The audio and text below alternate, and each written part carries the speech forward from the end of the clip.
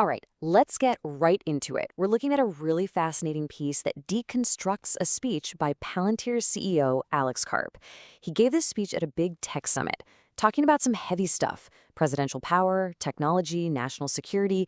But as we're about to see, the most important part might just be what he left out. The author of our source material had this exact thought while reading the transcript of Karp's speech. A huge piece of the historical puzzle he was laying out, the actual ending of the story, was just gone. It's kind of like listening to your favorite song and it just cuts out right before the last note. It feels wrong, right? And that, of course, is the big question we're tackling today. What was this missing piece of history? And maybe even more important, why would someone giving a huge speech to a really powerful audience decide to just skip it? To figure that out, we've got to first understand the history lesson that Karp did give, and then we'll uncover the part that was so glaringly absent. So here's the core of it. In his speech, Alex Karp uses President Truman seizing the railroads during wartime as this big historical example of executive power. He's basically arguing like, look, if a president could take over the railways for national security back then, they could do the same with today's critical tech like AI. But he just stops the story there. He doesn't mention that only 2 years later, Truman tried the exact same thing with steel mills, and well, the outcome was totally different. And this, right here, is the missing chapter. The Supreme Court got involved, and in a massive landmark case that is still the law of the land, they said, nope, not so fast.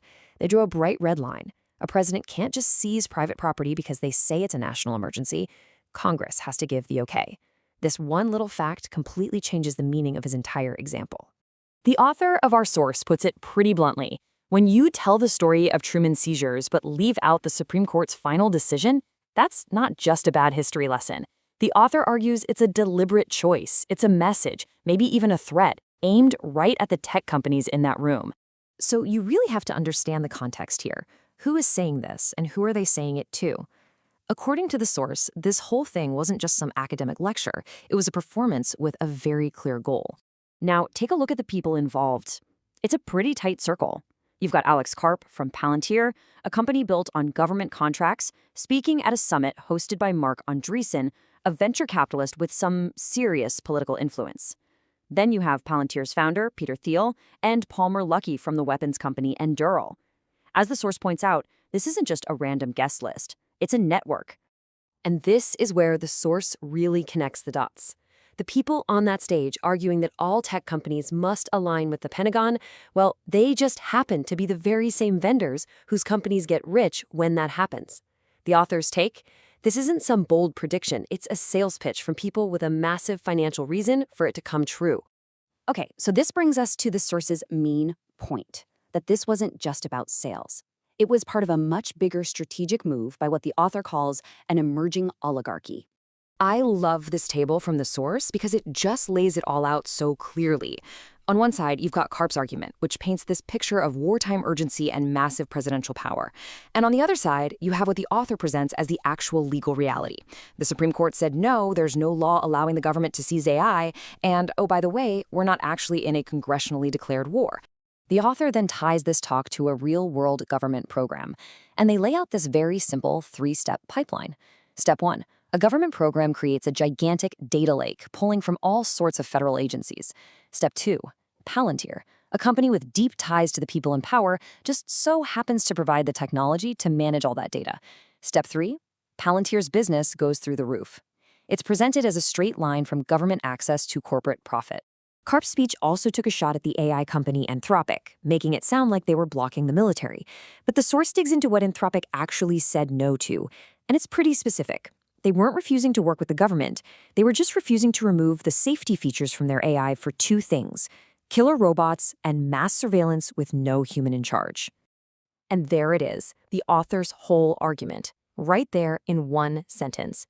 This entire situation, from the half-told history lesson to the attacks on a competitor, isn't about policy. It's a power play, plain and simple, designed to get rid of anyone who dares to say no. Now, just when you think the argument is all based on one author's interpretation, a new voice enters the conversation. And this time, it's someone from the inside. Meet Dean Ball. And what's so wild about this is that Ball isn't some critic from the outside throwing stones. No, he was the architect. He literally wrote the White House's AI action plan. So when he talks, he's talking from the absolute center of the system we're discussing. And what he says about the move against Anthropic is just, wow, it's explosive. He doesn't call it a simple disagreement or a policy misstep. He calls it simply attempted corporate murder. I mean, think about that. Those are just unbelievable words coming from the guy who designed the very framework they're supposed to be using. Ball doesn't stop there either. He frames this whole thing in the most serious way possible. He sees it as a direct attack on the core ideas of private property and free speech, like it's a sign the whole system is starting to crumble. For the author, this isn't just a theory anymore. It's sworn testimony from an insider. So let's circle all the way back to where we started, that history lesson with a missing final chapter. At the end of the day, the author's main point is actually pretty simple and pretty powerful. When someone uses a cherry-picked version of history to grab for power, the best response isn't to get into a big argument.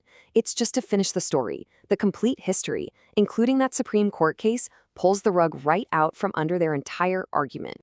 Which leaves us with this final, really important question. The source we've been looking at seems to suggest that the fight over our tech future is also a fight over our past. When history itself becomes a weapon, just telling the whole truth can be an act of defiance. And it makes you wonder, in the stories being told all around us today, what final chapters are we missing?